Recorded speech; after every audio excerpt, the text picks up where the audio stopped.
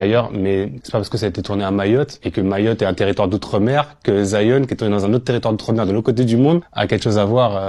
Ça avait rien à voir. Quand on est antillais, guyanais, africain ou je veux dire arabe ou autre, quand on est en France, on n'a pas, enfin, on sait qu'on joue pas à domicile. On sait qu'on va devoir en faire plus. On est un peu habitué. On fonctionne comme ça depuis très longtemps et je sais que je vais avoir des gens qui vont vouloir soit mettre des bâtons dans les roues, soit que mon projet va pas intéresser pour multiples raisons, alors que d'autres projets qui ont déjà été faits 1 milliard de fois va trouver des financements facilement.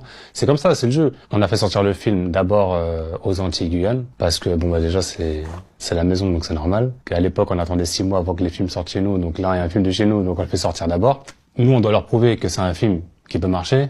Donc on sort d'abord et regardez ce qui se passe. On a fait des avant-premières incroyables, tout était full, on a rajouté des salles en plusieurs heures, c'était complet, etc.